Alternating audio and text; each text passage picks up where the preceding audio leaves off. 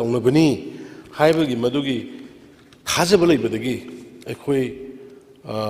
extension of agreement for SU with KNO and UPF masi January ki tarik kun manga da aikoi kaino thajagre ai amka pathok se extension of agreement for SU with KNO and UPF regarding I am directed to invite a reference letter to furnish here with the required information as annex sir here with for kind information and dorgana masi Rajiv Kumar Home Secretary, the India MSC Home Secretary, the evening. I am directed to invite designated camp of KNF UPF with their strength, last conclusion to Hajir. Therefore, I am further directed to intimate that the state government of Manipur had decided to recommend for no further extensions to agreement with KNO and the UPF beyond 29 to 24. So, already akhoi se igre thagre ado ngasi house ki khana badu da sigi posi ngasai UPF ki moi gi kene gi sin apun badu ni ado ngasai gi aino mang da ma hai badu na koi kene ga KRA khata gi ZRA khata gi ma hai bani kene ki ma ni hujik public ki leiriba ado ga khoi government gi hana logi basti sida adum chatpa de khoi adu akhoi ju pami adu adum pami adu ka su kaide adum akhoi hana ngasi numit aroibani sidagi hena sugi any XYZ natna su puna withdraw to biro haina khoina sigi line na dum house na lawdu da dum kasu kaidi adagi amana honorable speaker sir honorable member Ranjit ki hoi loina effect onne kan griba taw griba mayam do hoi nang gaiga sorry member gaiga phauna da ba landmark ni zero dagi rescue to kiba mayam ama madum khangbirongani tarongani abi matungda khoi honorable minister khemsan yauna MLA team thadana yanghandana satana tawi honorable prime minister gi magi maram da yam haibasu honorable speaker sir khoi gi maram di tawham thokpa central government gi sab sana honorable minister prime minister akhoi gi issue gi damakta ma no confidence motion bao a parliament da pukut piri ni magi against lokthok na ba parliament da no confidence motion thangkalu ba timna chalaga di unagi di ar kadu mande adugi werongani aduga akhoi ga di dum phaunai Home Minister akhoi nungdang ri numita ba dum phaunai Prime Minister ki office gi dum monitor towi magi yauduna tongnari ba mayam si magi guidance yauduna ngamponate adugo thoki ba Manipur gi thodok mayam ji 2019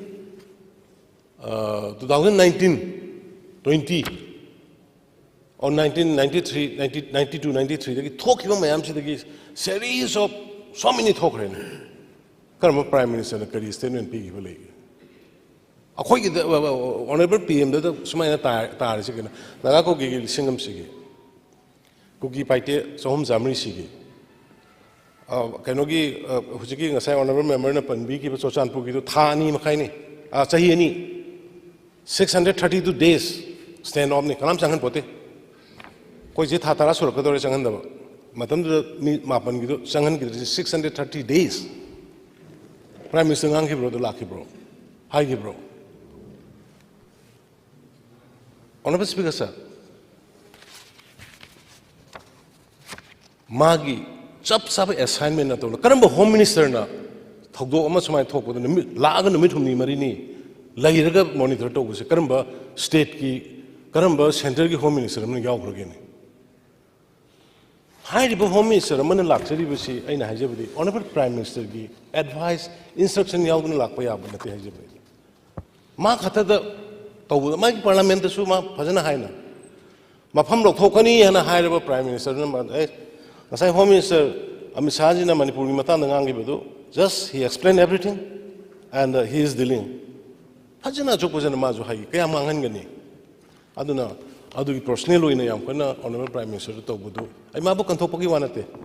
what you were doing फंदगी खांदे relief की खांदे security की खांदे flight any दरकार लेबदा थारइसे मागी अयाब यावरगा मागा consent तौरगा तौरइबा ngaतनी प्रजा खुदिमु नुंगाइते Y करी वारोय लानित मिसिमिना मयाम अमा नंगे मधुगी नुंगाइतबदो अदुबो हेक्ता खुदक्ता लोइबा याबा पोती ओइदे प्रजा सोक्तनबा हाइदनने अखोइना कन्ना पेरीफेरी मैम से अखोना सिक्योरिटी मैम हाँ सेंट्रल फोर्स खतन तौरबदू ngमक्तदना स्टेट फोर्स मिक्स तौर तौरग हजिक परमानेंट हानदी सोम इरांग थोए सोम चटपी सोम चले इरांग चटपी तौबना तौरबदू हजिक परमानेंट लोइना अखोई खिले परमानेंट लोइना थम्मकान हजिक खरा कई फराबनी नहानगी कनोगिदो सुगुनुगिदो अइना साइजो हाइजग्रे हजिक both side nakalani makta combined operation tawra matung da madugi flush out tawkre aduga amana asagi aisu cabinet oirami haibudo summe aisu cabinet oirami adubu matamdu da army gi pressure ni harga akhoina sakam tawkibudo akhoi leader da taina sunate मद यानिंगदब पोट ma'am अहानबगी कनोद निंसिंगबिरंगनी homeland demand यावना लाकपनी homeland demand यावना लाकप कांदा अखोई हगुलगा थोकपदनी होमलैंड डिमांड यावदे अखोई खनगुमसी मदुदगी होमलैंड डिमांड लौथो कांदा कोना खनबनी अदुगी मखा ताबदा केम कराइदा खिनगे कना कना लैदोइनो कराइदा तौगनो जुदी अखोईगी कंसर्न ओइगिदे मदुई मतुंगदे अखोई खंगिदे अखोइना इबु अखोइना मद तौरमबसी असम राइफल्सना अखोई खंगना तौरमदु करिगिनो इना आर्गुमेंट तौनरपदगी 2005 तगिना 8 फॉक्स सिंगागा 8 ता फॉर्मल तौबनी यावदी हाइदे आई वाज अ पार्ट अदुगी मतुंगदसु आई यावबुसु लै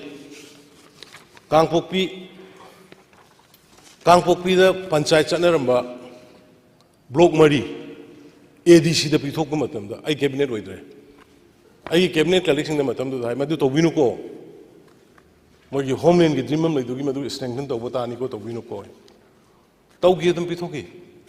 हुजिक पुरी कोर्ट ले मोरे सी ऑटोनोमस डिस्ट्रिक्ट काउंसिल लेते मोरे दा purely municipal council small town committee ने मतमदुगी ऑफिसर अमना कनो विलेज मंगा एडीसी की ने तौर रिकॉग्निशन पिसलम तोखरे दम सुमाय तौना जगह खुदिंगमक्ता अखोइसी अदुम कंप्रोमाइज तौरगा अखोइसे हंतो लाखिबना ngasi सुपसल लैने ngasi खता सुपसल लकप नते ngasai honorable member अखोइ लानबा यादरे यादे तो यस ngasi खता सुपसल लकप नते मसी सुमथोकना बहनरप honorable speaker सर सुमथोकनी हाउस सही एश्योरेंस तौजगे मसी सुमथोक याम होरे सुमथोकगी लिस्ट मयाम जे उरगा मयाम एप्रिशिएट तौगनी अखोइनगी लम्म योंथोखरगा अखोइना मु लैबा यादबा अदुगुम एमएलआर की मखादने अखोइ लेरमिस अदुगुम स्टेट टू दने अखोइ लेरमिस अदुना मदुगुम मयाम से खर सुमथोक सुमजिन तौरपा मिथोक फंदोकपा yes we are not against anybody अखोइ कुकी सिंगनाव सिंगी मायोक नते मैतै सिंगनाव सिंगी मायोक नते कनामतगी मायोक नते अदुना अखोइने कैबिनेट सब कमिटी एमा इनर लाइन परमिट की मखादा 1961 बेजार ओकन सेम गाना सिरी एगी लेफ्राउ हॉकिप मांगोंदा चेयरमैन उहेलगा ऑनरेबल मेंबर अवांगबोने ऑनरेबल मेंबर कैनोने बसंतने मोय अहुम की तरकना सब कमिटी तरगा सेमकट हमना होबनी लीगली कॉन्स्टिट्यूशनली ngasi बाबुदा कोई खुद थाबो के दो कनाम त लेते होय ngasai ऑनरेबल मेंबर रंजित ना हाई के आप सोसानपुर दा अदु तौबा दा तो यस सोसानपुर दा थोखिबा आई जटकनी हाइबदो थोखिबा मदुगी थोकदो जगह खुदिमुसु थोइना अदुबु सुमाइना प्लान तौरगदी तौबेन अखोइगी ऑनरेबल हानगी हुजिक अहन लोइबिरिबा चटकांदा सोसानपुर दा नोमै कापगा तौरई अदु इरांग थोकते सेनापति दा अदुम तौरई इरांग थोकते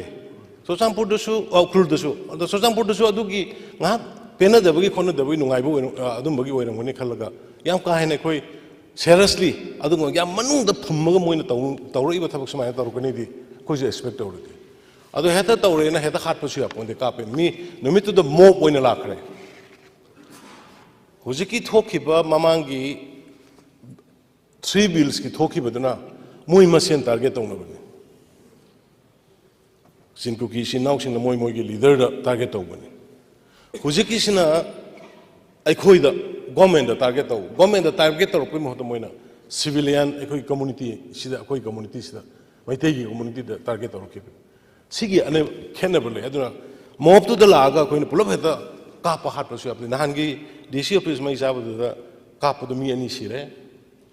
I think Mamang the Armina Kappa the Marie Masire Nimpu Yanke in a sway. I don't know, some kind of law and order maintained Tongunaba Honabada, Yaninga me soaked the Navasagi.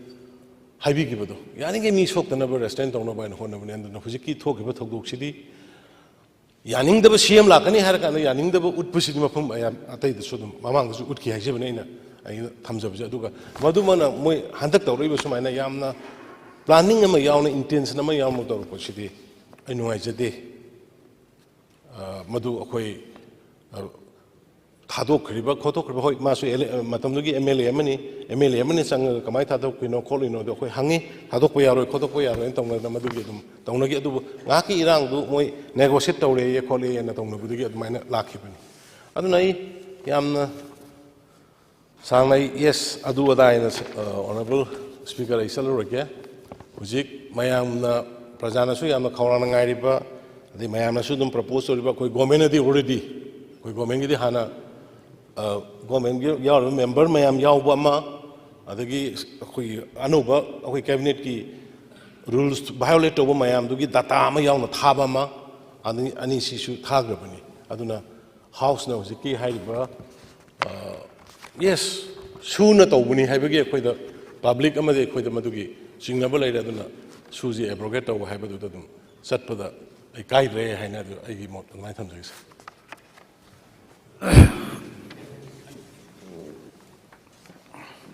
Kersa, agas house da ngangna banina, press ki mayam Manipur praja mayam loi taram ganeba. Howjik honorable leader of the house na, Kangpokpi Gram Panchayat Mari, akoi pitho mi haibido. Ai ngonda phaile lehore ai kaw puraktre. Court kinina ai panbadi nungai tabne. Akoi ki maitai masa Justice Koteswar, Hujik Jammu and Kashmir ki Chief Justice Werise, Ma bench the yawring the Ma Masane Kaini Yawna double bench the Taramba. Judgment do Madu Hayan Kopidu Puraga Adum Yagatra Kopidu Yaurga I explain Taujo Hybra, Hujik Taujo Hybra. Madu Hana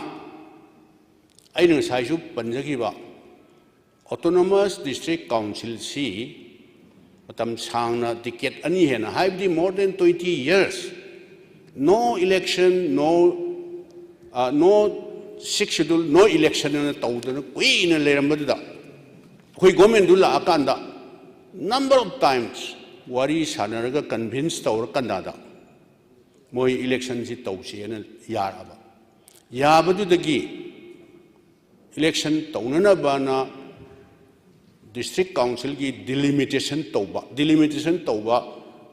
order thorb Canada huziki haibiriba Gram Panchayat Mari Kangpokpi gi se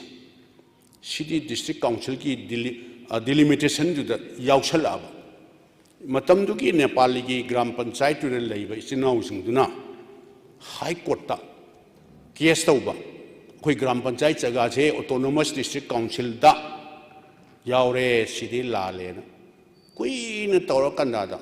Hanagi original Haitare Gram Panchayat Say couldn't hear Labnina local body Ama Boba function Taudan Lairabnina Matamduda Kanagi Gomeno Aimadu the Hining Dread law in a judgment to the Yauri District Council Hill area the Laibudu Gram Panchayat Junction Lairamba City Lali Justice Koteswar Yauna Tarimiko right on. City Chingi District Council ki jaga ni Hydra. Hujik judgment lay. Aduna ay kauraga hange. Nepali sinau ju hange. Moi sumain ko na tari sinoi kari kari haining baleri Supreme Court appeal chatting with Libra, Moina court, no higher is me and appeal chatter than later benevo. August house that land mislead with other Madugi do cannot talk away. Tangjing Tangting it is law in our order copy. I want that court key ruling cricket among law label. Pajana Kanga Kandada. Pajana Kanga Kandada. Public city si pang tau the tauba in a game kind of color. Some are listening like Hajela, the Achumbo in a Praja, she had a low hitoba. ID court key, court natava, judgment copido. I haying Pujarake, hayengi sessionda, honorable speaker na permission PB regadi, ruling the house the Patuksake, copy honorable speaker that Tamjage, Madu Akang Hazing. Government advocate Kaisi ruling is Sumbra Chumdabra Landabra. Is there any room for appeal to the Supreme Court? Mashidi Hanagi Gram Panchayat area ni Sidi Singi Autonomous District Council da Sangsan Grisdi Lali Hydra Chumbra Chumdabra Haibido Ay Hayeng Tangjing Tangting Adugishu order copy do I Loina Pujarke Honorable Speaker na Hayeng permission PB Regadi. I must do clarification. Taujake with documentary evidence. Ngarang na hangiwani. Masima ay singtok sa ningba. Aduga moregi hana small town werambadudi. Surchanpur su werami. Atay su werami. Atay neighboring states sing Nagaland kayda district headquarters sing si moidi urban development ministry ki urban area na tadi panlaw ba yadre na loin wonthok hipsi yaure. Hanawarambadu Voidab Suyaure Hujiksu MLR Exi Mafam Krada, Sursampur the Su, Adigi, Taming Long the Su, Kaupum Behelisi, more than 1,000, 10,000 or 1,000 Paris MLR extent away. There is no hard and rule. MLR Exi extent over Su Ya de Hibisi Mashi Lati Karigumba. Koi Marupang Laminary, Koi Puna Maxina, cannot orgadi, Aina Honorable Leader Nashodum Kambirangani, Honorable MLAs in Kukigishu, Aduga Nagagisu, at least Mashi Laiway Gray Maming Dipaning Devani. Matamamada, Chief Minister Weramba, Sir Arcade Joyce Matamda, he try his level best. Akwai cha manahan si state amada leminari ba khoi si mafam amda lom chat mafam amda lom chat tor masi singi lamje khoi tampaki min logi haibana te cha manaba uniform lo chi tawna ba tawsi haibada singi sinau singna yaning da ba haiba tare madudagi tokhibni hujik su hard and fast rule laite adu masi aidi pandi paning da bane Northeast anywhere in country, Akoi Atopa non-Manipuri Haitarine, State Amadigi Atop the Lakre Lam Labese, Masidi restriction Toba, Mayam Lava, neighboring states in Sideta. State Sigi Manung the labor, Nagaland the Wero, Nagaland Manungi Dimapo the labor, any Makoksum the Kaida labor mission, Nagaland indigenous Haibatare. Aduna di lam laiba settle tawsi loyai Nagaland gisu Meghalaya su Mizoram su Arunachal Pradesh su akhoi gi state manung se tampak te laiba haibdi Manipur Land Reform Land Revenue Act enforced over area se sida laiba akhoi sinau singati sing sida MLR extend tawle laiba yadam aduga atai neighboring states sing sidi loina ba se Meghalaya da hairo Garo, Kashi, the labor, Meghalend Manu, the loin of Lam labor settled to Loyane. Nagaland Gisuya Adumasi, Akoi, Punagian, Giantadi, Habi one said they go. Laminariba is now Kuki Wibay, Nagawa Wibay, Laminariba is now sing say, Masi Akoi, Punamak, Mot Manana, Akoi, Toba. Amadi Dakawaiba. Adi even a coiner try to the Pare Madu Emela extend to see Haib Madu signable later di Pare Adubu Len records at least Singi area say low in a Sarbeto to Oga Tapakina settlement department da land record thammi ba sumaina singi su separate directorate ama thamaga survey di tawtho se aduga akhoi marup x kina si lam sini sina lamgi ngata se man ba khanar ise record si phajana survey tawtho aga so that aigi mingda aigi lamdu kayano haibidu leijaraga di any financial institution loan loge ama tawge su yare ado akhoi tampaki land record siga mix up tawroisi tongana director eram thamji haibisi adu bauda survey tawthoksi singi tongana record si maintain tawse haibisi kanna hotna jabri samkha joy chandragi matungda adu su hujik pause kano tawba ama yanaba haiba tare ne unanimous oiba adumba wafam du purakpa ngamdabdi hujik phauba leibani aduna hujiki moregi kari kari ai kano gi do tangokpi gi do ai hayeng court ki order do yam kuidriba tha manga chahi far mairoida adugi ruling do adu ai hayeng pujagen ai sumaina sengthok sabani aduga losin derpada ngasai atabana su honorable leader na ngasai haibi gibdo loina ba suda leiba kanggu singsi loina abrogate tawbiu withdraw tawbiro su si haina house na loina punamaki oina lodi loroi si violate tawba ground rule violate tawba adu khaktamak resolution tawsi haibra natraga pulap ki oina tawrasi haibra adu makhaktanga sengthokpio Honorable Speaker sir hojiki aina kangpupi gi pallido mari leina nambe leina nambe kanonida hojiki si khoi Imphal West ki panchayat ki lamoiba Imphal West ki nena leiba adaida ko hojipudi adubudi akhoina su mado akhoina transfer tawramido ADC da transfer tawramado akhoina masidi panchayat ki lamne na akhoina kathaleba gomena kathala matung da hojiksi high court da tawrkan kano da high court di stay leiba but lamdi adumaina leirami haibani adumaina transfer to ADC na tawrkan order thok leirami mado akhoina tawrkan Nepali singdu tawrkan madu kathat piyo na ingonda application tawrpodi ga ina thikalu kana kathale adu kathala matung da moina court chatna hojikse kano da lei haijabani hojiki do ai yam clear oire ngasai mayam gi house gi anonymous obe potu si house loina haiba ya ba ya da pot su leibani sigi mayam na si tokse ba khoi government gi adagi khoi gi ruling leiba member mayam gi khoi hana su thagi ba leina do house gi oina samana na dum puna lobu da ku kai de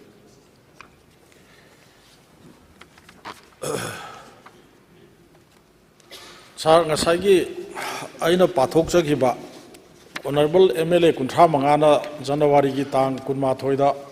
honorable chief minister gi secretary ta phammaga laugiba resolution du chamana ba du gi mong na thabda kari kai gi उसकी वारेब से हाना honourable minister MLA यावना कुंठा माना resolution में lover Thar में बा अदुगी वारेब तु सब माना ना थाबदा करी काय भी लेके हमने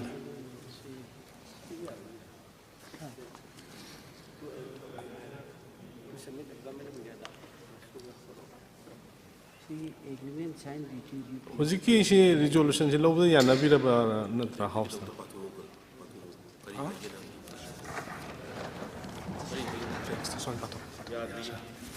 nahan honorable CM ki dam mi kunthra mana logi warep se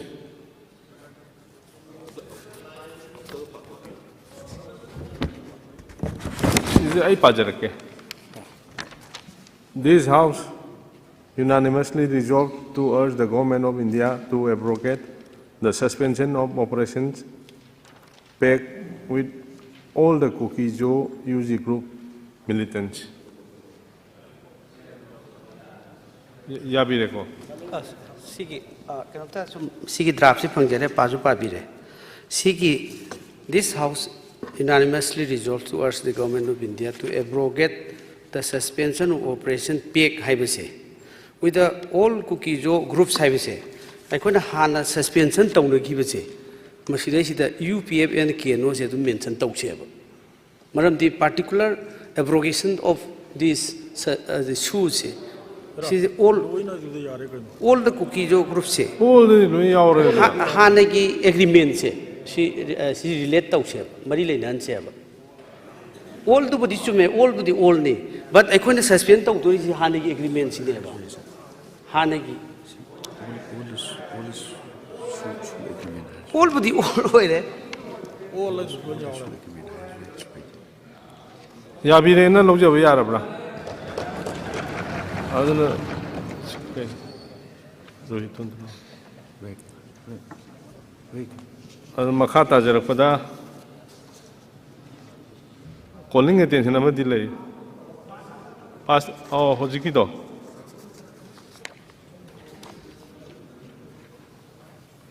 adopt tawre na hojiki resolution resolution adopt tawre na hojiki koi resolution do house da adopt tawda yabirabra ma ha adopt tawre na house na adopt tawjare calling attention hojikse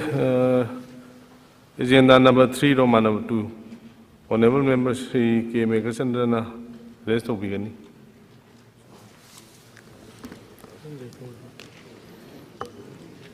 sir aigi calling attention ama thangatchabasi ngasi tang kumapan da thangat khibasina agenda ama oiba aduga tang ama da thangat basi oina lae aigi tang kumapan da thangat khibadu hayeng pibiba yagadra tang ama da onara laaba hitare adugi aina ama thangat khibasi tang kumapan da tawbiyo haibasina masigi Chuchanpurgi district hospital DC office ka ESP office ka sigi mari leinabo oiba aduga sina ngasi thangat paneba aduga tang amada thangat pasina akhoigi court ki lawyers protest si oiba aduna tang amagi se kumapan da laaba ada kumapan da thangat ki physical ka da wei pibi ga da ge adum tanga hayeng pibi ru sudum yai hayeng pibi ru sudum yai ngasi sira nati ngasi gi sibti ngasi pibi da si dum ngangjere ge ba si hojik leibe si dum tawbiro amaduna hayeng okay thank you sir aina thangatchabasi sir under rule 77 gida home department da thangatchari si haukiba tang February gi kunda Sairap Kota aikoi thokhanning deba thodok haiba tai masigi court complex manungda mob bomb adagi tungan ba akoi gi pokhai ba yaba mayam ki ba yaba kari no khangdaba mayam pokhai dana tawkhiba siga mari leinanani tasengna numitchida Sairap Court asida leiriba sidi district and session judge ki court ani adagi Imphal West Samsung East ki issue yawi adigi chief judicial magistrate ki court NDPS ki special fast track court adigi Supreme Court ki direction makhada pokso ki court su akhoi afam sida leiraga cha yamna ariba 1949 dagi hauraga masigi court si yamna akhoi multi mayam ama akhoi ki court ki leiba complex sida tang kun February sida akhoi ki rapid action force amadi state ki force su yauraga tawwa adagi akhoi ambagi amasung all Manipur Bar Association amadi High Court Bar Association Manipur gi akhoi gi leiriba mayam sina protest tawraiba adagi numitu gi thodok tu su yamna akhoi courta tawbadu akhoi gi court ukil gi advocate singna maduda akhoi gi dress setna akhoi gi pokhairak pokholak po ubadu da pokhairak pa duda yamna ki ba mongda adagi tawbu khotpa madudagi dharna phamak pokholak pa bar association gi adai high court bar association gi su dharna phamak pokholak pa tawbasi masi akhoi judiciary gi complex ta sugumba thohaning deba thodok thokibasi aina hanbada condemn tawjari masi yamna nuai taba thodok amani Manipur gi itihasta adagi atai tai state singidasu court complex tadi masi asugumasi taunadi maroina wayan bichar sathariba complex court ki leiriba masigi complex sida masi masidaisida karamaina rapid action force masida changsil aga court ki complex room adagi complex sidaisida changsil akanda asugumba ammunition adagi sokpa yaba mayam adagi sugumba mayam sisi karigi masi kanana sugumba rapid action force sida parja ngakpa adagi sugumba gi leiriba mayam singsina court ki room amasung complex da changsil aga masi pokhain basi kanan order pi hibano rapid action force adagi leiriba state ki force masi amukta thokidriba court ki complex ta sida masi akoina adum hainari leiriba present violence sida hojik thoiba sida center ki force mayam singse masi asengba ngakthokadaba jaga tadi ngakthokte adigi akoigi 0 kilometer area sida chief minister honorable chief minister gi banglo mamang adagi honorable governor gi mamang adagi chairap court ki chwai sida akan force tawi adu ato jaga tadi akoigi misi mina thoiba jaga tadi tawde khote haiba mayam ama akoi haina basu mayam ngangna du leiribani aduna judiciary gi sugumba wayen bichar tawpham masida masi maroi bani democracy dadi masida aki batu tujungba amasung akoigi kidang mayam judiciary gi thabak tawriba ukil sing judge sing gi maikai da yamna nungai taba akoi fil tawbudu akoi uzai aduna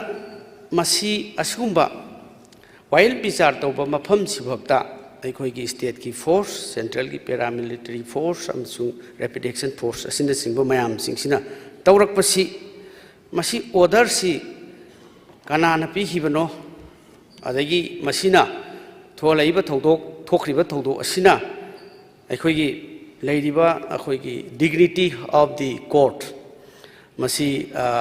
magi mingchat thihali adagi asugumba tahoidaba thabak court ki complex ta tawbasi matung da thok thanaraba aikoi section thorang lokot par changi aduna maram murkanda masigi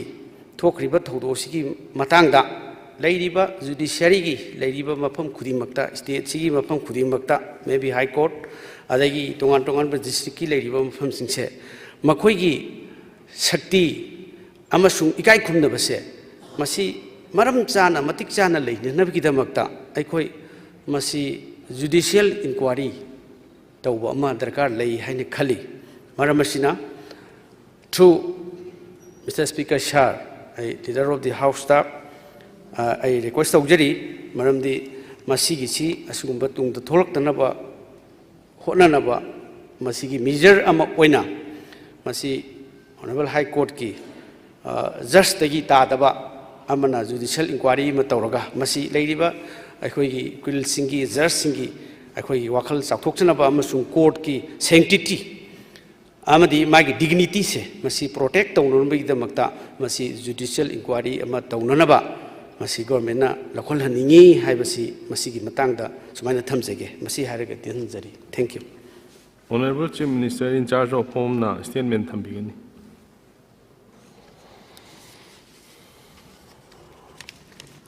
Honorable Speaker sir, Honorable Member Shri Meghasandra calling attention under Rule 77 Sinahan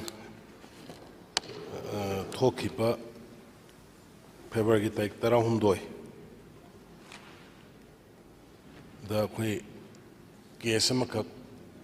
no may Lapagaman Marilena Resart or Matunda Madugimaka Satar Ponisa. How keep a Tarik February Tarik Romdoi Gi Pung Nipan minute Kuntra Manga Muktaba Matam Side of Kigi Lamlai Pieski Manungaleba Singaria Lena, I said the pipe IRB Gi Battalion Tamaleba, I said the Masakang the Bamioi Mayama Masangaka and the 1,000 Mukimata doing Sangaka and the Matagi. मीगी police की security की लेरिबा खुलाई मरु मरांग मुल्लगा चटखिबा पर कामना खोनन तवी खरा मरी कोबर तवी खरा मरी कोबर तो बंगमदबा मधुगी फॉलो अप एक्शन दा तानरकपदा मोय मियोय तरुखक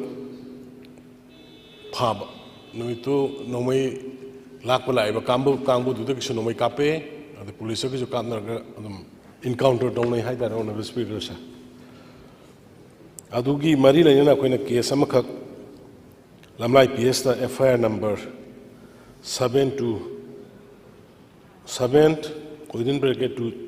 2024 LLIPS under section 144, 147, 148, 379A, 427, 447, 34 IPC, 25(1)B. Mayam ama si tarukana UAP ek ki makhada. Ko mi taruk phab ni sir. Ada mi taruk si pharo matung leda police custody limit tare ni laure. अभी मतुंग कनो भाव ताइक मरी की February की ताइक मरी भाव टिल 20 to 24 भाव GMIC दगी मधुदगी मोइगी हारिबा मतम से लोर मतुंग दा कोई NIA की सेरा कोर्ट लेबा जुडिशरी कस्टडी लौननबगी दमकता सेरा कोर्ट होजिकी एक्यूजिंग सि पुरगा लाकपनि सा एक्यूजिंग की पुरगा लाकपा मतम सिदा मोइना सेनरीबा क्राइम दु नोमई लाकपा अदुबा नोमई कापगा तौबा सि याम चौबा क्राइम ओइबनिना मोइदु मखाताना कस्टडी पिननबा हाइना जुडिशियल रिमांड पिननबा हाइना हाइबनि अदाइदा ऑनरेबल जज ना नुमित्रा मानी गी पिरकपनि after perusal of the remand report, the Honorable Judge was pleased to remand them to judicial custody for a period of 15 days. Adi moisi numitra wani hek sumaina judge na remand pi gre judicial custody gen have ta bis moi mi yang khayum pu jine ta punjul laga judge ki leiriba court room gi adom da sanction laga mi singsi मैं संसे लग जाता है कि सुनते मीडो मुन्ना बताओ बोले honourable sir होजिक लाइडिबा अखोई situation से हमें डेलीगेट नहीं सुमाइना मॉब तौरो का खुलाई लोबा लाकपा तौबो सिंगसी दोम फ्री फॉर ऑल की टाइप तो लाकपा दोम तौबो से अखोई पुलिस ने एक तौबा हौरक पदे नहीं थोइस पुलिस ने मधु इम्फाल वेस्ट की एसपी पाव पीर कांदा मथंग संग रकांदा लमलाई पीएस की जुरिडिक्शन से लमलाई पीएस की कानूनी अब मोई लाकना रखा तो रकांदा मी सिंधु मोइना नुमित्रा मानी जुडिशियल रिमांड पीरिबा एक्यूज तरुक तो गी एस्केप तौना बा हाइतारे लौथोंना बा होनरकपदु थिंगबदगी कैस्पर अमदा हुजिगी मोइ तरुक से हापचले मोइ तरुक से हापचलगा मोइना कैस्पर सि थौदोकि दबदमु थिंगबनी मोइ मरोइना नुपीसिंग खरा यामना तौरकांदा अदु तौबदगी कोई फनायामना पुलिसिंग सिना मोइ मीसिंग जिमा पान थोखिनबा गेट लोमदा सांगलक्तनबा गेट लोमदा थोखिनबा ना कन्ना होनजै रिपोर्ट अवेलेबल रिपोर्ट की मतुंगिना अदु मीसिंगदुगी लाइबा मी मरफू मौद्रा मोइने हाय मदुगी मोइगी इमोशन वांगबा अदुगा वायलेंट ओइरपा तौबदुना नुंगनो थाजलपो खोजलपो खरा यावबो मदुमाइना तौबदगी उपाय लेतदना मोइना अमुक रिपीट एक्शन फोर्स की कांगू से कौबनी ऑनरेबल स्पीकर पुलिस ने कंट्रोल तौब गमक्तबदगी रिपीट एक्शन फोर्स की कांगू से कौरकांदा मोइसी गेट कोर्ट कॉम्प्लेक्स दगी ताकथोकना बायना तौबदा हाइरिबा थौदोकसिंगसी थोखिबनी थौदोकसिंगसी थोखिबा थौदोकसे कोइ नुंगाइते मरमदी कोर्ट की एरेनादा अदुगुम्बा कॉम्प्लेक्स दा अदुमाइना नोंमई मखोन मीन्स मॉब बॉम ओइरो करी ओइरो थोखोदना तौबदु अखोइ नुंगाइते अदुबु सर ꯑꯩꯈꯣꯏꯒꯤ ꯁꯦꯀ꯭ꯌꯨꯔꯤꯇꯤꯒꯤ ꯑꯣꯏꯅꯗꯤ ꯉꯁꯥꯏꯒꯤ ꯁꯦꯀ꯭ꯌꯨꯔꯤꯇꯤ ꯄꯣꯏꯟ ꯑꯣꯐ ꯚ꯭ꯌꯨꯗ ꯉꯁꯥꯏꯒꯤ ꯑꯦꯀ꯭ꯌꯨꯖꯁꯤꯡꯗꯣ ꯑꯃꯨꯛ ꯅꯥꯟꯊꯣꯛꯍꯟꯕꯁꯨ ꯌꯥꯗꯕꯅꯤꯅ ꯃꯗ ꯇꯉꯥꯏ ꯐꯗꯅ ꯂꯧꯈꯤꯕ ꯇꯧꯈꯤꯕ ꯊꯕꯛꯅꯤ ꯑꯗꯨꯒ ꯑꯗꯨꯒꯨꯝꯕ ꯊꯣꯛꯈꯤꯕ ꯊꯧꯗꯣꯛꯇꯨꯒꯤ ꯃꯇꯥꯡꯗꯁꯨ ꯑꯦꯟ ꯑꯦꯐ ꯑꯥꯏ ꯑꯥꯔ ꯑꯩꯈꯣꯏ F I R number 91 of within bracket 2 2024 IPS under section 143, 47, 188, 34 IPC register ꯇꯧꯔꯀꯥꯟꯗ ꯀꯔꯝꯍꯥꯏꯅ ꯇꯧꯅ ꯊꯣꯛꯈꯤꯕꯅꯣ ꯀꯔꯤꯅꯣ ꯀꯔꯝꯍꯥꯏꯅ ꯇꯧꯕꯅꯣꯗꯣ ꯑꯩꯈꯣꯏ ꯏꯟꯚꯦꯁꯇꯤꯒꯦꯁꯟ ꯇꯧꯅꯅꯕ ꯀꯟꯅ ꯍꯣꯠꯅꯔꯤ ꯑꯗꯨꯒ ꯃꯇꯨꯡꯗ ꯁꯤꯒꯨꯝꯕ ꯕꯣꯠ ꯁꯥꯏꯠ ꯄꯨꯂꯤꯁꯀꯤ ꯁꯥꯏꯠꯇꯁꯨ ꯑꯩꯅ ꯑꯄꯤꯜ ꯇꯧꯔꯤ ꯑꯗꯨꯒ ꯃꯌꯥꯝ ꯂꯥꯛꯄꯤꯔꯤꯕ ꯃꯣꯏꯒꯤ ꯐꯦꯃꯤꯂꯤ ꯑꯣꯔ ꯔꯤꯂꯦꯇꯤꯚꯁꯀꯤ ꯀꯩꯅꯣꯗꯁꯨ ꯑꯗꯨꯒꯨꯝꯕ ꯀꯣꯔꯠꯀꯤ ꯄ꯭ꯔꯣꯁꯤꯗꯤꯡꯗꯨꯗ ꯌꯥꯔꯤꯈꯩ ꯑꯀꯥꯏꯕ ꯄꯤꯗꯕ ꯃꯣꯞꯀꯤ ꯑꯩꯈꯣꯏꯒꯤ ꯀꯜꯆꯔ ꯑꯃ ꯂꯥꯛꯏꯁꯤ ꯇꯧꯕꯤꯗꯕ ꯀꯔꯤꯒꯨꯝꯕ ꯃꯣꯏꯕꯨ ꯕꯦꯜ ꯊꯥꯗꯣꯛꯅꯕ ꯅꯠꯇ꯭ꯔꯒ ꯑꯃ ꯇꯧꯁꯤ ꯍꯥꯏꯔꯒꯁꯨ ꯍꯥꯌꯔ ꯀꯣꯔꯠ ꯃꯌꯥꯝ ꯑꯃ ꯂꯩꯔꯤ ꯍꯥꯏꯔꯤꯕ ꯑꯦꯟ ꯑꯥꯏꯒꯤ ꯀꯣꯔꯠꯁꯤꯅ ꯀꯔꯤꯒꯨꯝꯕ ꯅꯨꯃꯤꯠ 35ꯅꯤ ꯖꯨꯗꯤꯁꯤꯌꯦꯜ ꯀꯁꯇꯗꯤ ꯄꯤꯔꯛꯑꯒꯁꯨ ꯍꯥꯌꯔ ꯀꯣꯔꯠꯇ ꯆꯠꯂꯀꯥꯟꯗ ꯑꯄꯤꯜ ꯇꯧꯔꯒ ꯊꯥꯗꯣꯛꯍꯟꯅꯕ ꯈꯣꯠꯅꯅꯕ ꯇꯧꯕ ꯑꯗꯨꯒ ꯀꯣꯏꯁꯟꯗꯅ ꯈꯣꯠꯆꯟꯗꯅ ꯃꯣꯞ ꯇꯧꯗꯅ ꯇꯧꯕꯁꯤ ꯇꯧꯕꯤꯗꯕ ꯑꯗꯨꯒ ꯄꯨꯂꯤꯁꯁꯤꯡꯒꯤ ꯁꯥꯏꯠꯇꯒꯤꯁꯨ ꯍꯧꯖꯤꯛꯀꯤ ꯍꯥꯏꯔꯤꯕ ꯈꯔ ꯑꯦꯖꯨꯀꯦꯁꯅꯦꯜ ꯏꯟꯁꯇꯤꯇ꯭ꯌꯨꯁꯟ ꯑꯗꯨꯒ ꯖꯨꯗꯤꯁꯤꯌꯦꯜꯒꯤ ꯑꯦꯔꯦꯅꯥ ꯑꯗꯨꯒ ꯄꯥꯕ꯭ꯂꯤꯛꯀꯤ ꯄ꯭ꯂꯦꯁꯦꯁ ꯁꯤꯒꯨꯝꯕꯁꯤꯗ ꯌꯥꯔꯤꯈꯩ ꯁꯤꯒꯨꯝꯕꯁꯤ ꯁꯤꯖꯤꯟꯅꯗꯕ ꯍꯥꯏꯅ ꯑꯩ ꯑꯄꯤꯜꯁꯨ ꯇꯧꯖꯔꯤ ꯑꯗꯨꯒ ꯑꯩꯒꯤ ꯁꯥꯏꯠꯇꯒꯤ ꯃꯔꯤ ꯂꯩꯅꯕ ꯑꯩꯒ ꯄꯨꯂꯤꯁꯁꯤꯡ ꯀꯔꯤꯗꯨ ꯑꯗꯨꯝ ꯑꯩ ꯃꯇꯨꯡ ꯁꯨꯝꯕꯁꯤ ꯊꯣꯛꯍꯟꯗꯅꯕ ꯑꯩ ꯍꯥꯏꯖꯒꯦꯅ ꯑꯗꯨꯃꯥꯏꯅ ꯊꯝꯖꯒꯦ ꯌꯥꯝ ꯇꯦꯟꯅ ꯑꯝꯇꯪ ꯑꯩ ꯀꯩꯅꯣ ꯊꯝꯖꯔꯒꯦ ꯑꯗꯨꯒ ꯍꯧꯖꯤꯛꯀꯤꯗꯨ ꯆꯨꯝꯃꯤ ꯁꯥꯔ ꯍꯧꯖꯤꯛ ꯊꯣꯛꯏꯕ ꯊꯧꯗꯣꯛꯁꯤ ꯑꯁꯤꯒꯨꯝꯕ ꯃꯈꯜ ꯃꯌꯥꯝ ꯊꯣꯛꯏ ꯇꯧꯕꯗꯗꯤ ꯑꯗꯨꯒꯨꯝꯕ ꯌꯥꯝ ꯁꯦꯔꯤꯌꯁ ꯀꯦꯁ ꯂꯩꯌꯦꯅ ꯍꯥꯏꯔꯒꯗꯤ ꯀꯔꯤꯒꯤꯗꯃꯛꯇ ꯑꯩꯈꯣꯏꯒꯤ ꯃꯅꯤꯄꯨꯔꯒꯤ ꯄꯨꯂꯤꯁ ꯂꯩꯔꯤꯕ ꯃꯌꯥꯝꯁꯤꯡꯁꯤ ꯏꯟꯇꯤꯂꯤꯖꯦꯟꯁꯁꯤꯡꯗꯨꯕꯨ ꯀꯗꯥꯏ ꯆꯠꯈ꯭ꯔꯦ ꯃꯤꯁꯨ 50 ꯆꯥꯝꯃꯃꯨꯛꯇꯅꯤ ꯏꯃꯥ ꯏꯕꯦꯟꯁꯤꯡ ꯂꯥꯛꯏꯗꯨ ꯍꯣꯏ ꯆꯨꯝꯃꯤ ꯃꯗꯨꯒꯤ ꯅꯥꯟꯊꯣꯛꯈꯤꯗꯅꯕ ꯈꯣꯠꯅꯅꯕ ꯍꯥꯏꯕꯗꯨ ꯑꯗꯨ ꯑꯣꯏꯔꯝꯕ ꯌꯥꯏ ꯕꯠ ꯀꯣꯔꯠ ꯀꯝꯄ꯭ꯂꯦꯛꯁꯇ ꯏꯃꯥ ꯏꯕꯦꯟ ꯃꯌꯥꯝꯁꯤꯡꯗꯨ ꯀꯩꯗꯧꯕꯒꯤ ꯆꯪꯍꯜꯂꯤ ꯍꯥꯟꯅ ꯄ꯭ꯔꯥꯌꯔ ꯃꯗꯨꯒꯤ ꯀꯩꯅꯣꯃ ꯑꯗꯨꯒꯤ ꯄ꯭ꯔꯤꯀꯣꯁꯟꯁꯤ ꯀꯔꯤꯒꯤ ꯂꯧꯍꯧꯗꯕꯅꯣ ꯑꯗꯨꯒꯤ ꯃꯇꯨꯡꯗ ꯀꯣꯟꯅ ꯔꯦꯄꯤꯗ ꯑꯦꯛꯁꯟ ꯐꯣꯔꯁ ꯀꯧꯔꯒ ꯑꯃꯨꯛ ꯇꯧꯊꯣꯛꯄꯅꯤ ꯍꯥꯏꯔꯦ ꯀꯣꯔꯠ ꯀꯝꯄ꯭ꯂꯦꯛꯁꯇ ꯄ꯭ꯔꯖꯥ ꯃꯌꯥꯝ ꯆꯪꯍꯜꯂꯤꯁꯤ ꯀꯔꯤꯒꯤꯅꯣ ꯏꯟꯇꯤꯂꯤꯖꯦꯟꯁꯁꯤ ꯀꯔꯤꯒꯤ ꯂꯩꯍꯧꯗꯕꯅꯣ ꯑꯗꯨꯅ ꯑꯁꯤꯒꯨꯝꯕ ꯃꯆꯥꯁꯤ ꯀꯣꯟꯅ ꯊꯣꯛꯈ꯭ꯔꯦ ꯍꯦꯛꯇ ꯍꯥꯏꯕꯁꯤ ꯅꯨꯡꯉꯥꯏꯇꯕ ꯑꯗꯨꯅ ꯍꯧꯖꯤꯛ ꯂꯤꯒꯦꯜ ꯄꯔꯁꯅꯦꯂꯤꯇꯤ ꯑꯗꯒꯤ ꯖꯖꯦꯁ ꯃꯌꯥꯝꯁꯤꯡꯁꯦ ꯍꯧꯖꯤꯛ ꯌꯥꯝ ꯁꯥꯎꯔꯤ ꯅꯨꯡꯉꯥꯏꯇꯦ ꯃꯈꯣꯏ ꯏꯖꯠ ꯁꯣꯛꯏ ꯍꯥꯏ ꯑꯗꯨꯅ ꯑꯦꯅꯤꯋꯦ ꯐꯔꯦ ꯑꯦꯐ ꯑꯥꯏ ꯑꯥꯔꯁꯨ ꯄꯥꯟꯕꯤꯔꯦ ꯍꯥꯏꯔꯤ ꯑꯗꯨꯔꯒꯗꯤ ꯃꯈꯣꯏꯁꯨ ꯄꯨꯛꯅꯤꯡ ꯅꯨꯡꯉꯥꯏꯅꯕ ꯃꯈꯣꯏꯒꯤ ꯗꯤꯒꯅꯤꯇꯤ ꯑꯗꯨ ꯍꯦꯟꯅ ꯂꯩꯅꯅꯕꯒꯤꯗꯃꯛꯇ ꯏꯟꯀ꯭ꯋꯥꯔꯤ ꯑꯃ ꯇꯧꯕꯤꯕꯗ ꯋꯥꯠ ꯏꯁ ꯗ ꯍꯥꯝ ꯃꯗꯨ ꯀꯩꯁꯨ ꯑꯩꯈꯣꯏ ꯁ꯭ꯇꯦꯠꯀꯤ ꯏꯟꯇꯔꯦꯁꯇ ꯀꯩꯗ ꯅꯠꯇ꯭ꯔꯒ ꯀꯔꯤꯝꯇ ꯑꯀꯥꯏꯕ ꯂꯩꯇꯦ ꯏꯟꯀ꯭ꯋꯥꯔꯤ ꯑꯃ ꯆꯠꯊꯕꯤꯌꯨ ꯑꯩ ꯗꯤꯃꯥꯟ ꯇꯧꯖꯔꯤ ꯁꯥꯔ ꯍꯧꯖꯤꯛꯀꯤ ꯑꯦꯐ ꯑꯥꯏ ꯑꯥꯔ ꯑꯃꯁꯨ ꯆꯜꯂꯒ ꯑꯗꯨꯒꯤ ꯁ꯭ꯄꯦꯁꯤꯌꯦꯜ ꯊꯧꯗꯣꯛꯇꯨꯒꯤꯗꯃꯛꯇ ꯇꯧꯔꯕꯅꯤꯅ ꯀꯩꯅꯣ ꯑꯆꯨꯝ ꯑꯔꯥꯟ ꯌꯦꯡꯉꯀꯥꯟꯗ ꯃꯗꯨꯗꯩꯗ ꯀꯩ ꯃꯄꯦꯟꯗꯕ ꯂꯩꯔꯒ ꯃꯈꯥ ꯇꯥꯕ ꯀꯩꯗꯧꯁꯤꯒꯦ ꯑꯗꯨꯝ ꯇꯥꯟꯅꯁꯤ Agenda number 5, election of 3 financial committees. Honorable Chief Minister in charge of finance na election of 3 financial committee ka mari lainana motion move to bigani.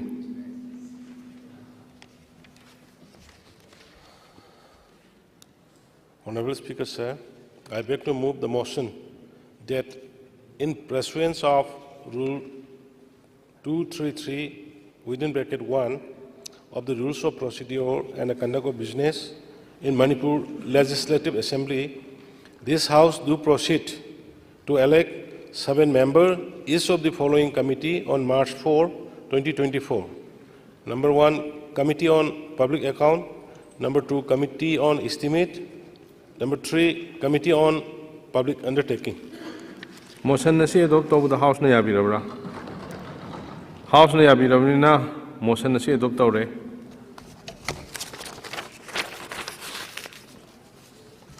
Agenda number 6, general discussion on demand for supplementary grants. Agenda number 7, discussion and voting on demands for supplementary grants. Agenda number 6, general discussion on demands for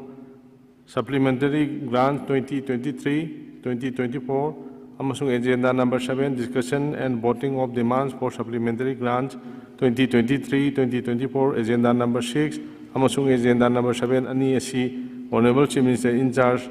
of Finance na punna move tawre haina lawjaraga discussion tawnabu lokhatjarage. Ming Bisan Birambasi, Honorable MLA Siri K.H. Joy Kishan.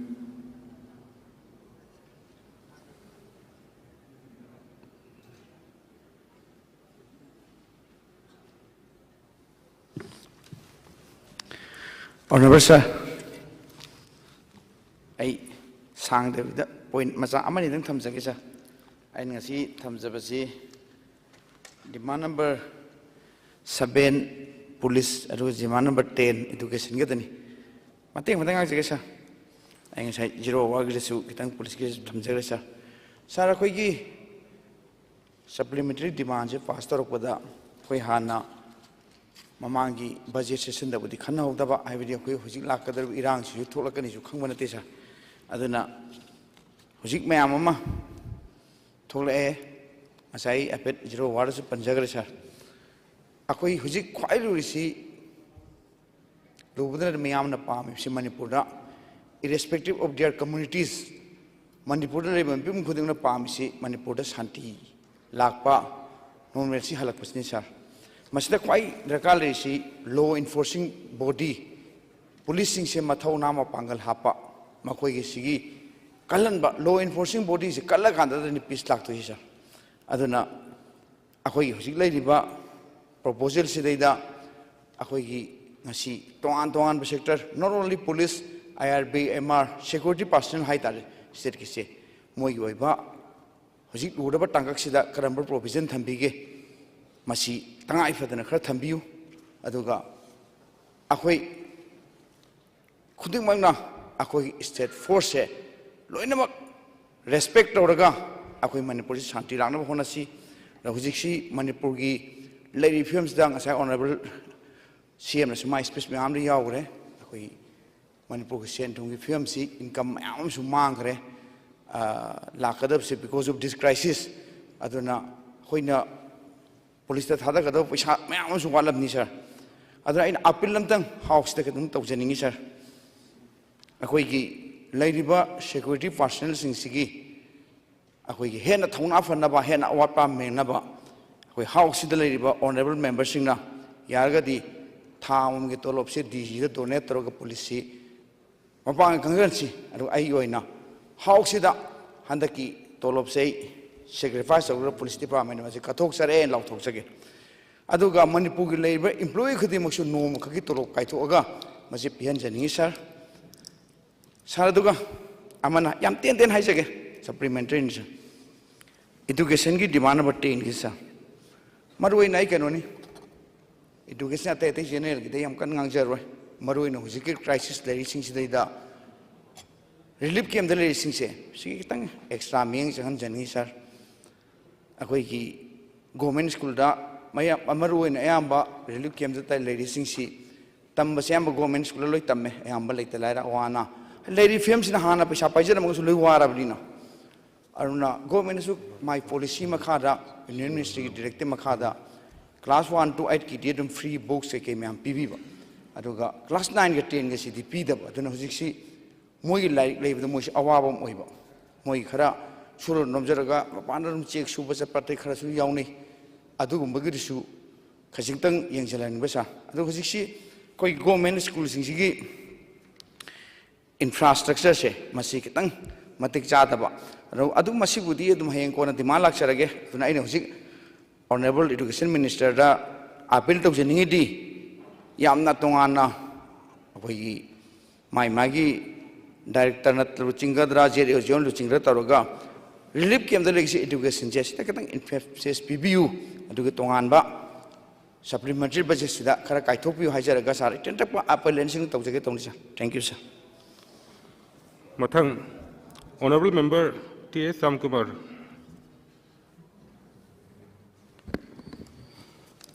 Honorable Chairman, sir, I demand number 47 is the Kitang observation. Sir, demand number 47 is minority and other backward classes and scheduled caste department. So se koina se thamjani si mamang da koi andro si sar koi scheduled caste andro village whole andro esi ta scheduled caste village aduna andro si da mayam scheduled caste na piri si mayam de khara sothaba scheduled caste tribe si bibi bani matam da ngasi de computerized ju order ni na matam da scheduled caste ki piba kanda village da piba kanda koina scheduled caste certificate si piba kanda koi ki sagi ge si moi maming da palle sagi khara ma gi gejes da maming la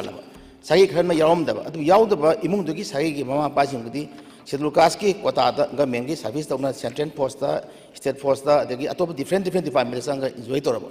hojina mo koi gejet da yaw de aduna koi yawam de aduna koi gi kaino da scheduled caste certificate si amata phang da angang gi scholarship atop national competition mapana chap ko yam khutong thiraba sing matang da mu koi honorable leader house honorable chief minister da kanna mana samu haidana commission semna commission tharab already commission dum thar kan commission karim hai kan da already andro si di get of scheduled caste ki village ni adra masi commission thabi da kai dum haidaba hujina mu honorable court ta mu chala kan si di finalize ma tawdi bhaudi court ki ama interim relief mu tawraga andro gi haiba satra satri sing gi angang sing gi certificate pi nam haiba du samu adu samu complete la sayen da thum da ko sikti angang jing kan tawdi ya masi madi koi ngasigi ai agasau ki sumba demand discussion si general discussion da khudong sam dok jaraga satra sing interest da laido scheduled caste sing interest da si madi koi yahan biu kamaina koi ki atai tai manipur gi district sing da koi commission gi kano senegomi approval jaw ding da commission gi kano yaw ding da court ki order to loi scheduled caste certificate pi ri samana koi andro gi sagai khra si thari wala mayam si yahan biu hai dona ai sagi honorable leader house ki ai puning chinghanjari aduga ai sima ai thamjage aduga sar demand number 10 sidai sa observation kitam thamjage demand number 10 education sa ngasi di baibak thibani yam thoni da thokto amada manipur si hojik ching masum tam amadi laiba jati kutim si khoi si amaga ngase adugi mati awabada penadaba mayam leire akhoi masen penadada akhoi masen sida tangnoi matam si hojik si ching da taramba maite gi waja tamda la tamda taramba ching da waja sakre honorable chief minister so kan honabi honorable education minister so kan honabi adu madasida laiba mayam si khoi gi adugi mati education yaudu gi yadab hai tare hojiki matam si private so tham ngam gi sang so khoi ngamdi ayam lai da bakien da ngatu wi bana ayam na sam manung da 10% 5% di khoi mapalam da thaba adagi private so thaba adum lu ngam ngani ayam badi sigi situation sida saningai thanya bol ekta kan sida private school da khoi thabi kis condition si le da bani na khoi gi karino sarkar so kan to bi di adu hona bi di adu hona matam sida hujikti waja sing si khallaba matung sida khalla waja si oiraba khalla matung sida khanbaga transfer si appointment order si pibaga nonga laga political engan ni khangde mai gi jaga mai sat jaga da lekai tawre aduna aina observation thamjabe sa hadaki kanumba recruitment waja khanbagi process kumba primary khangde higher secondary khangde kanora gadi mai gi local du da qualified weba magi kan ara tas to le gadi madigi wen madugum du apply to hol kan adum khangbi gadi sum education gi policies fatana henna koi papung phana koi gi modern education quality education pubangam kani habagi observation sa ana sidaina torisna khoi gi laiba honorable leader house ki honorable education minister ki no nata thengneri ba wa base koi ju khange jiki oja gi shortage laiba senthung gi samasya gi shortage laiba adigi laiba hiram kudeng mutang sagi khungang chalu ya da ching da chalu ya da natara khungang da andro da bau andro kendra gi da oja ji chalu ya de problem si infanta laiba si ana sumayam sing asi yinghin biu aduga mathangi equipment process lab ke do udadi laiba mai criteria magi rule no test oragadi namdam dugi khoi laiba khoi qualify oiraba adara hena khara khudong sa piragadi sim problem si khara khoi phagani haduna ai observation thamjari thank you sir observation pijage kan di thambi to yagara ha khoi supplementary demand ji khandi khoi tawdi tawna da du wahi amni dang thamjage demand number 7 ne aduga education ga center kitang tian to kitang tian thank you hujigi khoi police ki se mase hujigi se kai thak se 978.92 lakhs 42,000 ne handagi thote pas mas bak sin na bagi access karna to jare se do ina honorable leader house punung jing jai se mase handaki kanu se issue se conflict se police phajana to bi ai di sada thengna bani na adubu sida henna kanjanaba honorable leader house ki puning singje makhoi tangai phado khulai matik chana thaminanaba adubu hojiti Kasper leino khoto mayam tawdo khoi thenajare aduga moigi personally hek to kanda tainarak pase masu government na mogi tong le piu haidana isuna observation se thamjage aduga education department se tasengbadi kanone sigisna hojikse khoi school college singse khoi multi tasking staff se leitamina school se mapu pandabaga khoi chawida leitre pio leitre ama leitamina khoi solana mi leisilaktabdi school singse marai chaita bai tare aduna multi tasking staff se hojiki edu kanu silok thokraga lawraga haidoktan lei haibama khabar ka ste jawe masimtang atuyun haidok pi haraga hariba khoigi school college ngakna base masing to wina ba isu asimding hingjage dik amana khoigi relief disaster management gi diwan of 48 se masida kaithibi ba paisa mayam se mas atai damda sina biron hojiki khoigi jummai tumna sakraba khoigi relief camp da lariba hariba inmate the loina sina biragadi hena phagani kai nubu hogi se example saidi paniban jawdramni khoigi song da leriba song kanoge te kanada khoigi kareba khoigi sajuwa da leise phamung je asai question asade pi da haiba aduga mari bang aden piram dra halaman me anjana hekta phamung yawdra na labuk kar khoigi makha da tha tum mi awam do ore masim do onable da hosung janga ga sing shuna na pibi ragadi sigi phanji di kai thopi rak pibi ragadi na phagani haidi yum kama da among tang among te piba gumba ahan le raga piba ahan le tra pi da gumba to wasim masim tang lawena simleri wan to bi ragadi hena phagani adung dang to bi na ba haidana sigi hase ba relief disaster management pesa de karor chamaga taraga la hunga lising kondo ne si 31 March 2024 boxina duise sidagi maximum karo ani de hon do khaidok piragana only bets tumna na ba phamungje lai thar tumna mu kapna ba lawn tawno simtang kaithok piram dang tawbina ba haidana ai simtang thamjaraga ai swada lesin jadu horen bi pass ai chawjaji. Honorable Chief Minister in charge of finance statement thambigani.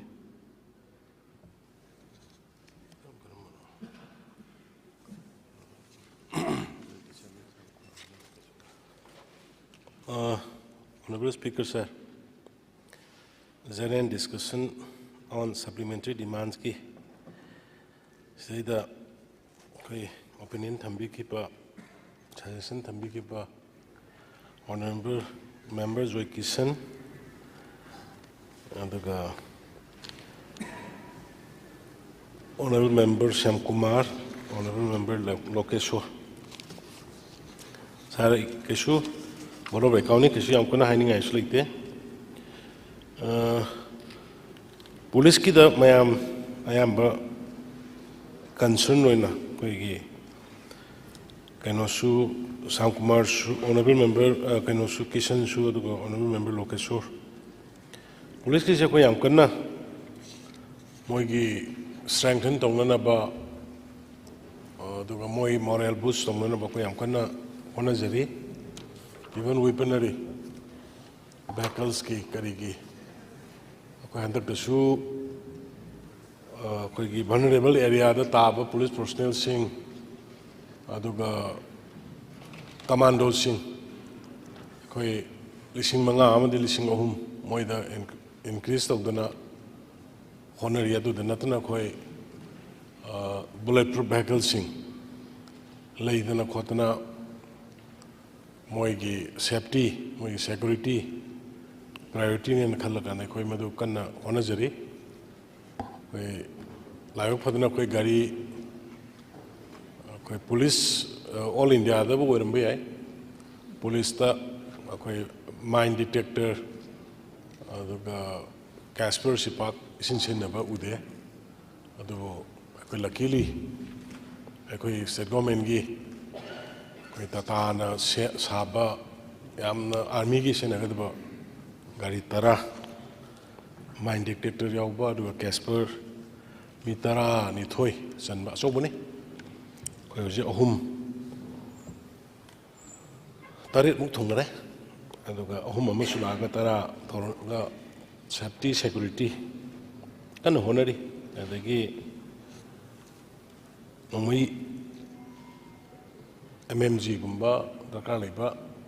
singsu koi launana ba koi kanna taunari adagi B da koi handak 13 crore ni adu masi koi hujik crore sani ga ni da koi increase tawe ari da aduga hujiki education ki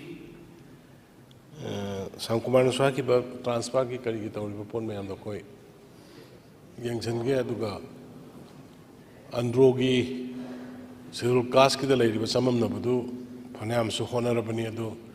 karai da kari pali nong tang sige assembly si hek loi rapoga mari leina ba official sum du kaur kanda kamaina expedite to buya ge do ai yangchan na ba khona jage aduga hojiki relief camp ta lai ba saya amaga haigi ba kisan haigi ba class 9 10 gi above sing da moi gi free education gi textbook kari kari ama phangde class 8 hogdang pibin na haibu madu ai official singa tanaraga relief camp da lewa di live thiba gatani dosa taba gatani madu go mena ngame ge madu cover tawraga moi busu mateng pangna ba ai hona jage haidana sir admai thamjage aduga ngasai honorable mla location hai ki ba kaino ki multitasking force ki do koi kan exercise story ayam ba tawraga madu assembly ga loirakpa matung saida vote koi election code of conduct act ni mangda ngambra natragana Touring Yangi Tuna, Tongana Madumi Yange, and the Kosiki, the lip came to labor bed kido, Nahanso Kara meet Harga Tianmini, Allah Makana Mampak late, when I mended Adugi social media thing of the meet Harry Yanga the Magi, the me kun mugledam there, and I do my later peak revenue. The Husiki, what pushing do, mattress or bed, what pushing do quite so Makara Haratum the Yabahona de Aduma, I showed them to somehow Karai, the Notorkan, Pin never Hona gay Haidanaba. At the minor times again, Aduga Akui Highway Pushing She Yamaruina, Minister of Home Affairs ki relief ki Idaki Sutawi, Aduga Tawini, Aduga State ki funding su Akui Adumlay, Aduga Central scheme kari kari tagi su torkan high pushing se koi unena ba hona jage aduga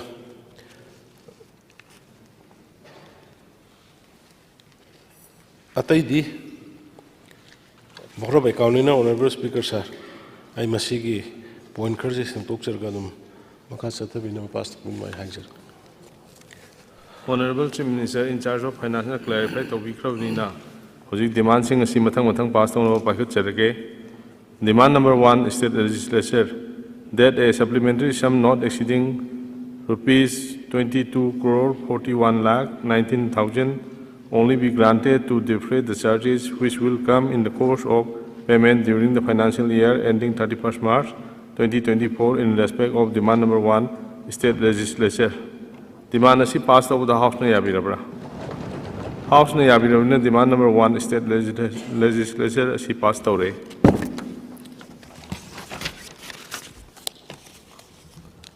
Number 2, the demand number 3 secretariat that a supplementary sum not exceeding rupees 2 crore 36 lakh 30,000 only be granted to defray the charges which will come in the course of payment during the financial year ending 31st March 2024 in respect of demand number 3 secretariat. Demand asi passed of the House na yabirabra. House na yabirabna demand number 3 secretariat asi passed away. Om Subada demand number 5 Finance Department that a supplementary sum not exceeding rupees 128 crore 71 lakh 37,000 only be granted to defray the charges which will come in the course of payment during the financial year ending 31st March 2024 in respect of demand number 5 Finance Department. Demand asi passed of the House na yabirabra. House na yabirabna demand number 5 Finance asi pass tore mathang da demand number 7 police that a supplementary sum not exceeding rupees 978 crore 92 lakhs 42,000 only be granted to defray the charges which will come in the course of payment during the financial year ending 31st March 2024 in respect of demand number 7 police. Demand nasi passed over the House ne abirabra. House ne abirabnina demand number 7 police asi passed over.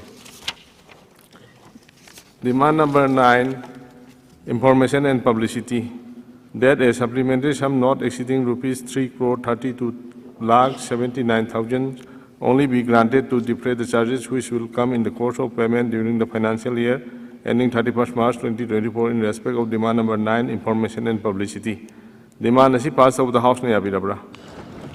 House ne abirabne demand number 9 information and publicity asi passed over.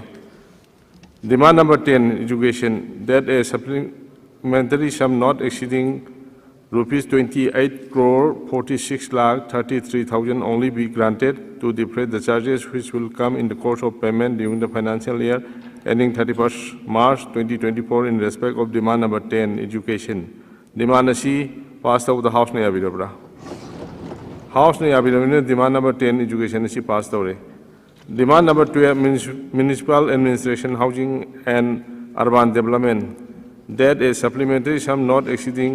rupees 16 crore 39 lakh 64,000 only be granted to defray the charges which will come in the course of payment during the financial year ending 31st March 2024 in respect of demand number 12 municipal administration housing and urban development. Demand nasi passed over the House ne abirabra. House ne abirabnina demand number 12 municipal administration housing and urban development nasi passed over. Demand number 14, Department of Tribal Affairs and Hills Development, that a supplementary sum not exceeding rupees 63 crore 99 lakh 85,000 only be granted to defray the charges which will come in the course of payment during the financial year ending 31st March 2024 in respect of demand number 14, Department of Tribal Affairs and Hill Development. Demand asi passed over the House ne abirabra. House ne abirabne demand number 14, Department of Tribal Affairs and Hills Development asi passed over. Demand number 15, Consumer Affairs, Food and Public Distribution, that a supplementary sum not exceeding rupees 12 crores 33 lakhs 26,000 only be granted to defray the charges which will come in the course of payment during the financial year ending 31st March 2024 in respect of demand number 15, Consumer Affairs, Food and Public Distribution. Demand asi passed over the House ne abirabra. House ne abirabne demand number 15 Consumer Affairs, Food and Public Distribution asi passed over. Demand number 16 Cooperation that a supplementary sum not exceeding rupees 2 crore 60 lakhs 86,000 only be granted to defray the charges which will come in the course of payment during the financial year ending 31st March 2024 in respect of demand number 16 Cooperation. Demand asi passed over the House ne abirabra. House ne abirabne demand number 16 Cooperation asi passed over. Demand number 19, Environment and Forest, that a supplementary sum not exceeding rupees 44 crore 40 lakhs 57,000 only be granted to defray the charges which will come in the course of payment during the financial year ending 31st March 2024 in respect of demand number 19, Environment and Forest. Demand asi passed of the House ne abirabra. House ne abirabra demand number 19, Environment and Forest asi passed over. Demand number 21, Textiles, Commerce and Industries, that a supplementary sum not exceeding rupees 2 crore 70 lakhs only be granted to defray the charges which will come in the course of payment during the financial year ending 31st March 2024 in respect of demand number 21, Textiles, Commerce and Industries. Demand asi passed over the House ne abirabra. House ne abirabne demand number 21, Textiles, Commerce and Industries asi passed over. Demand number 22, Public Health Engineering, that a supplementary sum not exceeding rupees 16 crore 48 lakhs 1,000 only be granted to defray the charges which will come in the course of payment during the financial year ending 31st March 2024 in respect of demand number 22, public health engineering. Demand asi passed over the House na yabirabra. House na yabirabra demand number 22, public health engineering asi passed over. Demand number 25, Youth Affairs and Sports Department, that a supplementary sum not exceeding rupees 1,89,80,000 only be granted to defray the charges which will come in the course of payment during the financial year ending 31st March 2024 in respect of demand number 25, Youth Affairs and Sports Department. Demand asi passed over the House na yabirabra. House na yabirabra demand number 25, Youth Affairs and Sports Department asi passed over. Demand number 27, election, that a supplementary sum not exceeding rupees 62 crore 20 lakhs 68,000 only be granted to defray the charges which will come in the course of payment during the financial year 31st March 2024 in respect of demand number 27, election. Demand asi passed over the House na yabirabra. House na yabirabra demand number 27, election asi passed over. Demand number 28, state excise, that a supplementary sum not exceeding rupees 32 lakhs 83,000 only be granted to defray the charges which will come in the course of payment during the financial year ending 31st March 2024 in respect of demand number 28, state excise. Demand asi passed of the House na yabirabra. House na yabirabra demand number 28, state excise is passed out. Demand number 32, jails, that a supplementary sum not exceeding rupees 1 crore 29 lakh 25,000 only be granted to defray the charges which will come in the course of payment during the financial year ending 31st March 2024 in respect of demand number 32, jails. Demand asi passed of the House na yabirabra. House na yabirabra demand number 32, jails asi passed out. Demand number 34, rehabilitation, that a supplementary sum not exceeding rupees 4 crore 51 lakh 68,000 only be granted to defray the charges which will come in the course of payment during the financial year ending 31st March 2024 in respect of demand number 34, rehabilitation. Demand asi passed over the House na yabirabra. House na yabirabra demand number 34, rehabilitation asi passed over. Demand number 36, minor irrigation, that a supplementary sum not exceeding rupees 5 crore 4 lakh 13,000 only be granted to defray the charges which will come in the course of payment during the financial year ending 31st March 2024 in respect of demand number 36, minor irrigation. Demand asi passed over the House na yabirabra. House na yabirabra demand number 36, minor irrigation asi passed over. Demand number 37, fisheries, that a supplementary sum not exceeding rupees 1 crore 2 lakh 74,000 only be granted to defray the charges which will come in the course of payment during the financial year ending 31st March 2024 in respect of demand number 37, fisheries. Demand asi passed over the House na yabirabra. House na yabirabra demand number 37, fisheries asi passed over. Demand number 41, art and culture, that a supplementary sum not exceeding rupees 3 crore 64 lakh 32,000 only be granted to defray the charges which will come in the course of payment during the financial year ending 31st March 2024 in respect of demand number 41, art and culture. Demand asi passed over the House na yabirabra. House na yabirabra demand number 41, art and culture asi passed over. Demand number 44, social welfare,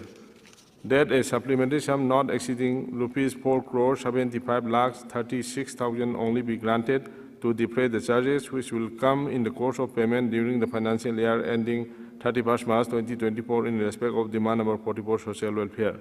Demand asi passed over the House na yabirabra. House na yabirabra demand number 44, social welfare asi passed over. Demand number 46, science and technology, that a supplementary sum not exceeding rupees 54 lakhs 86,000 only be granted to defray the charges which will come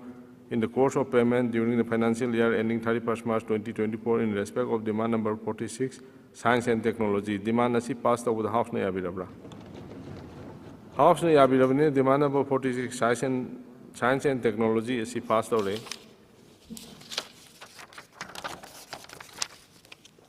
Demand number 47, minorities and other backward classes and scheduled caste department, that a supplementary sum not exceeding rupees 42 lakhs only be granted to defray the charges which will come in the course of payment during the financial year ending 31st March 2024 in respect of demand number 47, minorities and other backward classes and scheduled caste department. Demand is passed over the House na yabirabra. House na yabirabanina demand number 47, minorities and other backward classes and scheduled castes department asi passed over. Demand number 48, relief and disaster management, that a supplementary sum not exceeding rupees 110 crore 3,62,000 only be granted to defray the charges which will come in the course of payment during the financial year ending 31st March 2024 in respect of demand number 48, relief and disaster management. Demand asi passed over the House na yabirabra. House na yabirabne demand number 48, relief and disaster management asi passed over. Agenda number 8, discussion and voting on motion for board accounts. Discussion and voting on motion for vote on accounts 2024, which was moved in the House of 28 February 2024, as the Honorable Chief Minister in charge finance na move to begin. Speaker, sir, I beg to move that a sum not exceeding rupees 11,500 crore 61,79,333 only be granted in advance to defray the charges in respect of the different departments shown in the schedule appended hereto for meeting the expenditure likely to be incurred during April to July 2024, pending details, consideration and passing of the demand for the full financial year. Mahusana thamari ka ki oiba vote on accounts oibana discussion tawdana admo pass tawnabana hairiba motion asi pass tawnaba lokot chabada House na yabirabra. House na yabirabanina vote on accounts 2024-25 amounting to rupees 11,500 crore 61,79,333 only asi passed away. Agenda number 9, introduction of government bill. Honorable Chief Minister in charge of Finance na Manipur appropriation number 1 bill 2024 asi introduced to binaba House ki lib lobby gani. Speaker, sir, I beg to move for leave to introduce the Manipur appropriation number 1 bill 2024. House na lib pibi bade yabirabra. House na yabirabanina Honorable Chief Minister na bill introduced to begin. Sir, I introduce the bill.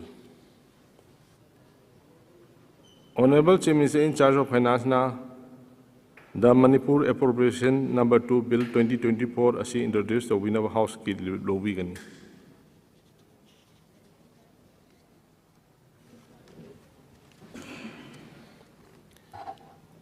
Sir, I beg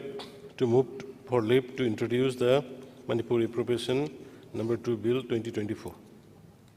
House na lib pibi bade yabirabra. House na yabirabanina Honorable Chief Minister na bill introduced to begin. Sir, I introduce the bill. Honorable Minister in charge of Labor and Employment na the Manipur Labor Laws exemption from renewal of registration and license by establishment bill 2024 as introduced to Winaba House ki lib lobby. Honorable Speaker, sir, I beg to move for leave to introduce the Manipur Labor Laws exemption from renewal of registration and license by establishments bill 2024. House na lib pibi bade yabirabra. House na yabirabanina Honorable Minister in charge of Labor and Employment na bill introduced to begin. Sir, I introduce the bill. Ngasigi oinadi makha taba agenda leitrabanina House asi March ki 1, 2024 irai numit ki ayu pung 13 phawa adjourn tawjare.